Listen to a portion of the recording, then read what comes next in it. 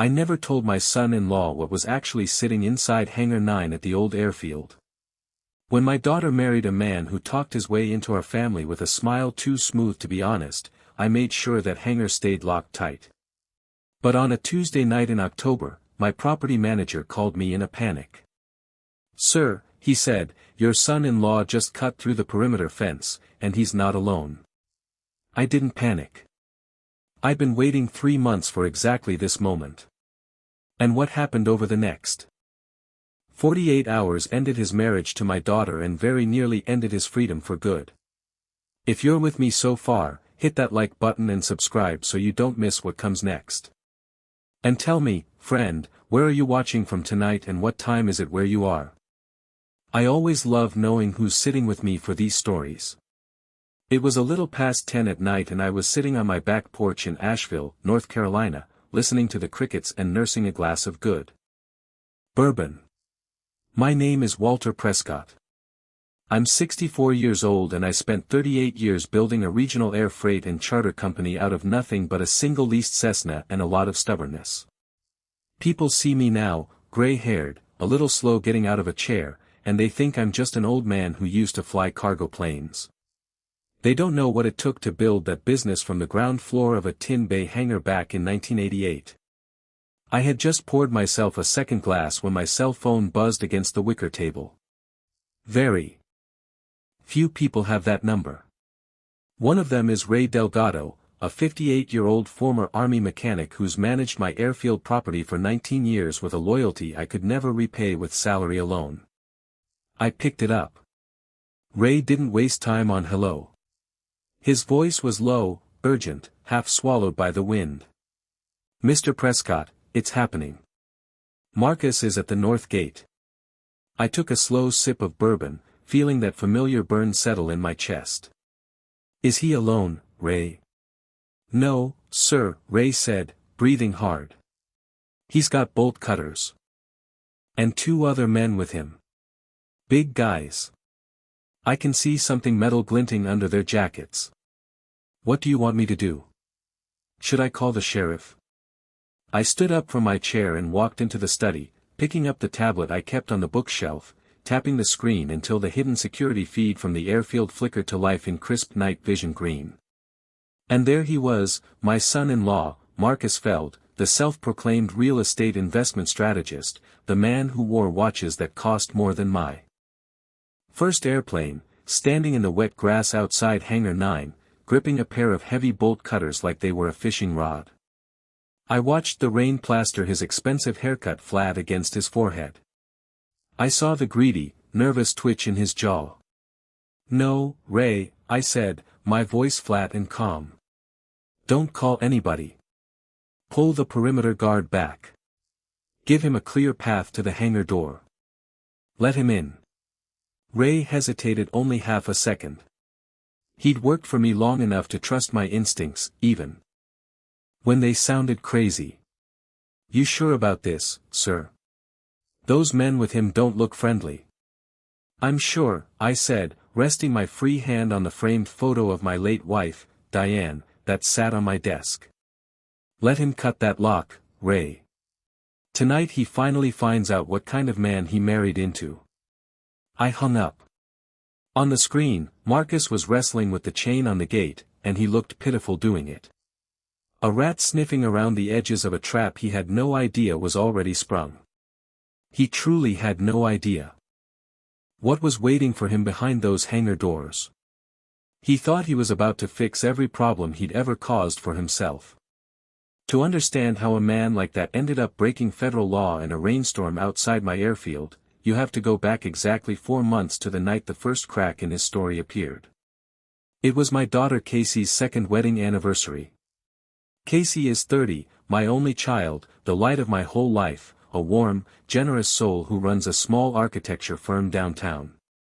When Diane passed 3 years ago, I made a quiet promise at her graveside that I would protect our daughter from anything that came looking to take advantage of her kindness. Casey had planned a dinner at a steakhouse on the north side of town to celebrate.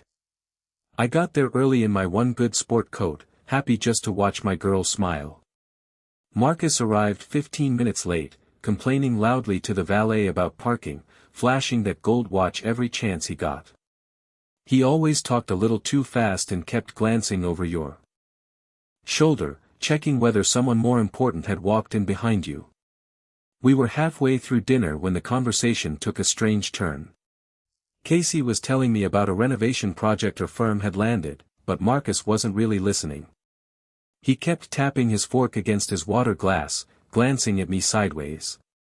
"So, Walter," he said, leaning back and swirling his wine like he'd rehearsed it. "I was out near the old airfield last week, scouting some land for a client. I noticed you've still got that hangar out there. Hangar 9. I think it's numbered." I stopped chewing. I set my fork down slow and careful. I never talk business with Marcus. I've never once mentioned Hangar 9 to anyone outside my own company, not even to Casey. It's an old maintenance building sitting on land most people forget exists. There was no reason on earth for a real estate investor to know it belonged to me unless he'd gone looking. "Is that right?" I said, keeping my face pleasant. And slightly puzzled. "Just an old storage building. Nothing in there but dust and spare parts." "Why do you ask?" Marcus flashed that same practiced smile that never quite reached his eyes. "Just curious," he said. "That's a lot of acreage sitting idle, Walter. Prime land if you ever wanted to develop it. Holding on to dead weight like that costs you in taxes every year. I've got investors who'd pay serious money for that footprint." I looked over at my daughter. She was sipping her wine, completely unaware of the tension crossing the table, smiling at her husband like he was doing something generous. My gut, sharpened by decades of dealing with fuel suppliers, freight brokers, and men who try to shortchange you on a handshake deal, told me otherwise. Why would a man managing millions in client investments care so much about a forgotten hangar? I wiped my mouth with my napkin and let a slow, harmless smile spread across my face, the kind that makes a wolf think the old sheepdog has gone blind. "Well, Marcus," I said, "I'm just an old cargo pilot these days. Real estate's a little over my head. It's not hurting anybody sitting there." I caught a flash of satisfaction cross his face before he could hide it. He thought I was slipping. He thought he'd found himself an easy mark. I paid the check that night without complaint, and Marcus didn't so much as reach for his wallet, but under the table, my hands were balled into fists. The days after that dinner, I barely slept. I sat in my study, the one room that still smells faintly of jet fuel and old maps, and asked myself the same question over and over. Why that hangar? The holding company that owns it is buried under 3 layers of legal paperwork. Someone would have to be actively digging to trace it back to me. My answer came knocking the following Saturday morning at 9 sharp. Marcus stood on my porch in a tailored suit, holding a leather portfolio, with Casey beside him, holding his arm and looking up at him like he'd hung the moon. "Morning, Walter," he said, flashing that same empty smile.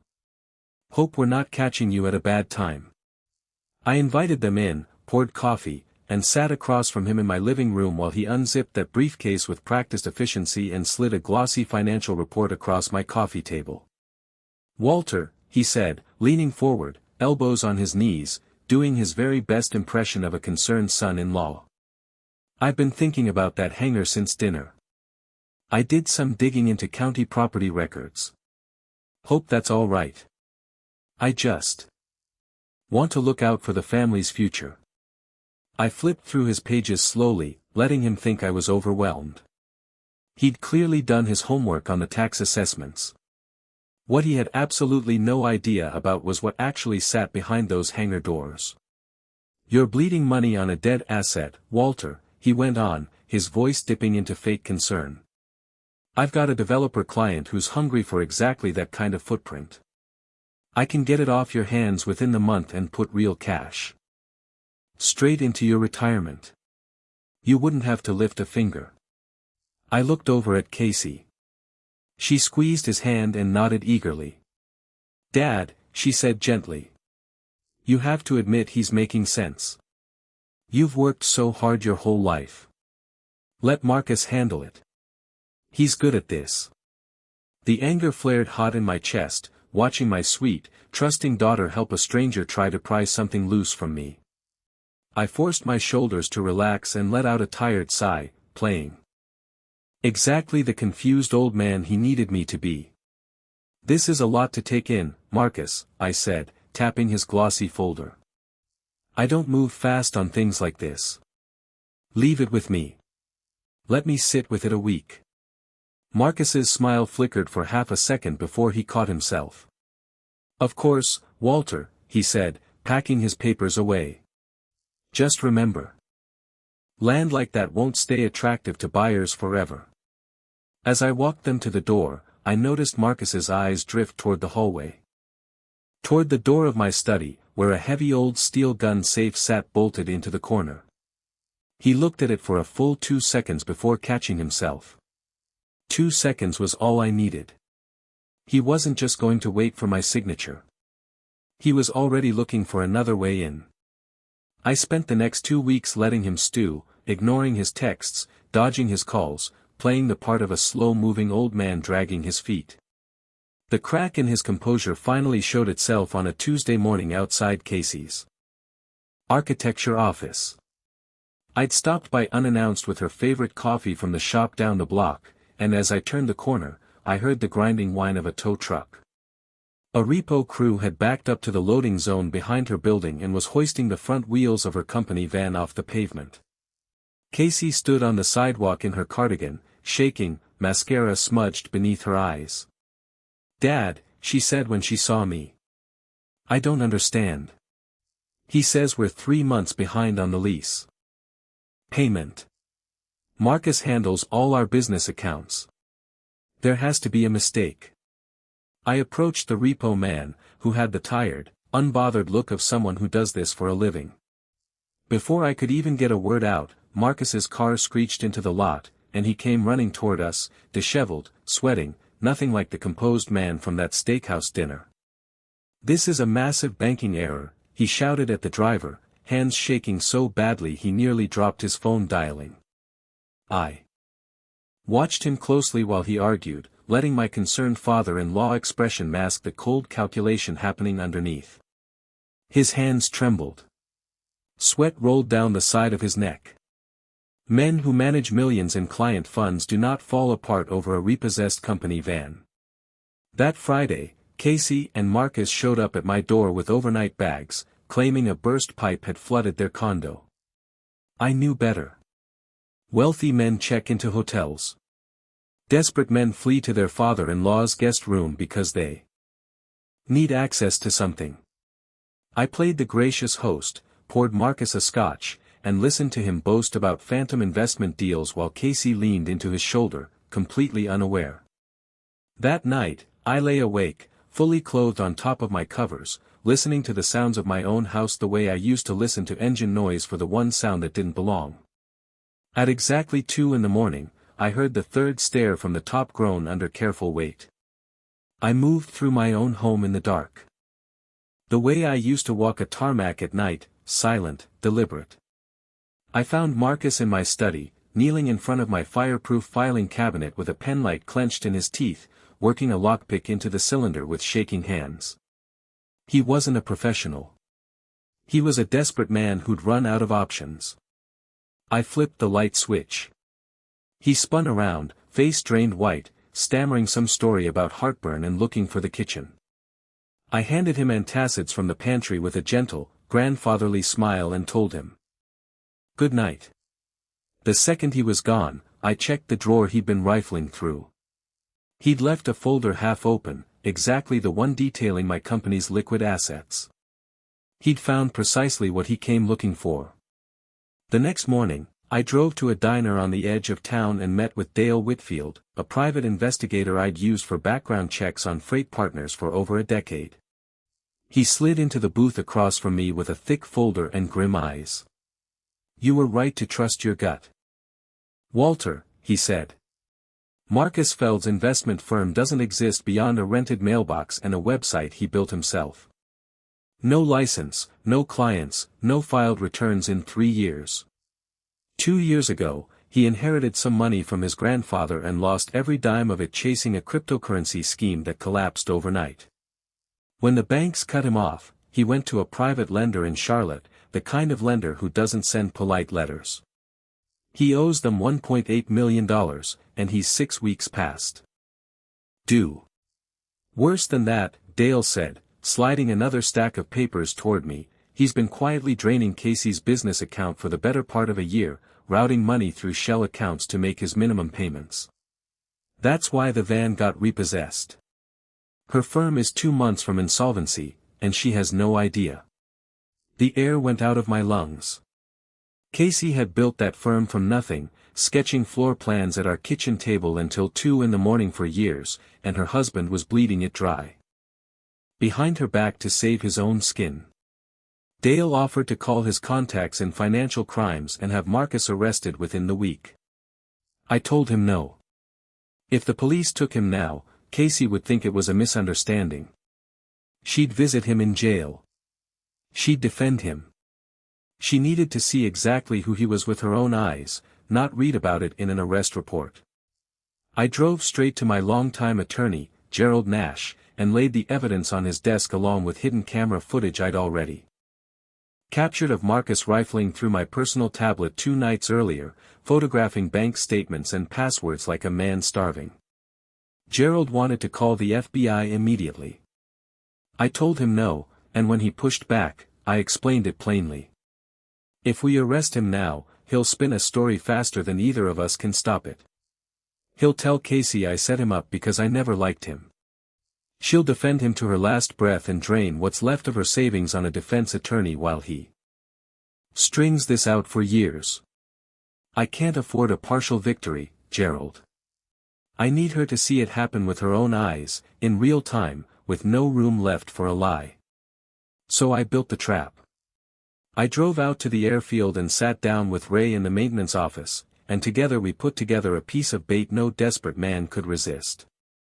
We drafted a fake inventory manifest on old company letterhead describing a stockpile of decommissioned aviation parts, rare cobalt alloy components salvaged from military surplus contracts, worth an estimated $12 million, sitting unregistered inside Hangar 9. It was fiction from the first word to the last. I stamped it confidential, wedged it halfway into my filing cabinet where he'd already broken in once, and left the drawer just slightly ajar. I checked my hidden cameras. Everything was covered. I left the study door cracked an inch, a quiet invitation to his greed, and I waited. He took the bait 2 nights later at midnight, exactly like before, and I let him find it easily. No struggle this time, no lockpick required. I watched on my phone from bed as he read the fake manifest with trembling hands, photographed every page, and slipped back to the guest room, believing he'd found his salvation. The following morning, before they left for their condo, I slipped a small listening device into the lining of his briefcase while he was in the shower. I sat in my truck in the driveway after they pulled away and listened. For 20 minutes, there was only radio static and small talk, until he dropped Casey at her office. And the moment her door shut, everything changed. His breathing turned ragged. The radio clicked off. I heard him dial a number, and a flat, humorless voice answered on the other end. "Listen to me," Marcus said, his voice cracking with desperation. "I know I'm late. I know the grace period's over, but I found something bigger than anything we've talked about. My father-in-law's got $12 million in unregistered aviation salvage sitting in a hangar outside the city. I've seen the paperwork myself. Give me 72 hours and I'll hand you the access codes, the schedule, everything. You bring a crew, you clean it out, you take your money, and I keep the rest, and I'm gone." The voice on the other end went quiet, then sharp. "And what about your wife?" it asked. "She's not going to notice you disappearing." Marcus didn't hesitate. "Block her number the second we're done," he said, his voice utterly flat. "Let her figure it out on her own. I'm not sticking around for any of that." My hands nearly bent the steering wheel. I had suspected he was a coward and a liar, but hearing him discard my daughter that easily stripped away any mercy I had left in me. This was no longer about a piece of land. This was about a man willing to feed my daughter to wolves to save himself. And I intended to make sure he never got the chance. What Marcus didn't know, what his shallow digging into public tax records could never have told him, was the truth about Hangar 9. 5 years earlier, the Regional Transportation Security Office had approached me quietly about leasing that exact building. It sat isolated at the far end of a dead runway, screened by trees, perfect for what they needed. It now served as a secure overnight staging point for federal air cargo security operations, protected by reinforced walls, motion sensors, thermal cameras, and a rotating team of armed federal officers around the clock. From the outside, I kept it looking exactly like what it used to be, rusted, forgotten, unimportant. It was a mask, and Marcus was about to walk straight through it, believing he'd found a treasure chest. I gave him his 72 hours.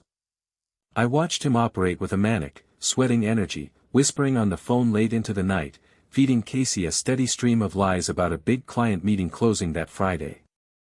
On that Friday night, 2 hours after he left the house, I told Casey to put her coat on. She protested, tired and confused, until I told her it had something to do with her mother, and that was the only key that ever worked on her. We drove in silence. Out past the edge of town, past the point where the streetlights thin out and the road turns to cracked asphalt, until I pulled into a dark stretch across from the airfield and killed the headlights. I opened my tablet and pulled up the security feed, 4 panels glowing blue in the dark cab of my truck, showing the exterior gates and the clean, brightly lit interior Marcus had no idea existed. I told Casey everything, that her husband's firm was nothing more than a rented mailbox, that he'd lost his inheritance gambling on crypto, that he owed nearly $2 million to a lender who didn't send warning letters, that he'd been draining her firm's accounts for a year to keep himself afloat. She opened her mouth to defend him, but nothing came out, because she could see in my face that I wasn't guessing.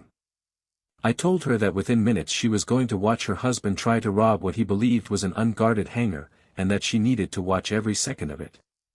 At exactly 1:15 midnight, headlights swept across the cracked road. A windowless van rolled to a stop 50 yards from the gate, and 3 men climbed out. 2 of them were broad-shouldered, in tactical gear, carrying rifles slung across their chests. The third was small, tense, wearing a suit that looked absurd in the moonlight. It was Marcus, gripping a pair of bolt cutters. Casey made a sound I'll never forget, somewhere between a gasp and a sob, and pressed herself back against the passenger door. I patched the exterior audio into the truck speakers, and we heard him clearly, stripped of every ounce of the charm he'd used on her for 2 years. "There's no security on the outer fence," he told the armed men, gesturing at the gate. Old man never bothered. "Once we're in, I've got the code to the main door. It's not empty. I saw the manifest myself." One of the men asked flatly whether his wife would report him missing. Marcus didn't pause. "Block her number the second we're clear," he said. "Let her figure it out." Casey crumpled forward, sobbing, and I put my arm around her and held her while we watched Marcus snap the chain on the gate and push it open. He crossed the yard with the confident swagger of a man who believes he's already won, punched the code into the keypad that he'd stolen from my study, and the door began to grind upward. He stepped across the threshold into what he thought was his salvation. The floodlights came up all at once, white and blinding, and a siren tore through the night, loud enough to rattle the windows of my truck 100 yards away. Marcus froze, hands flying up to shield his eyes, and the 2 armed men beside him spun in every direction, searching for a threat that had already surrounded them. Federal officers poured out from every side of the building in full tactical gear, rifles raised, and a voice on a loudspeaker ordered them to the ground. The 2 hired men dropped their weapons instantly and hit their knees, hands behind their heads, no hesitation, because men like that know exactly what happens if you don't. Marcus didn't kneel. His legs simply gave out. He went down into the mud, sobbing, screaming that it was all a misunderstanding, that he was just visiting his father-in-law's property, while red laser sights danced across his chest and officers wrenched his arms behind his back.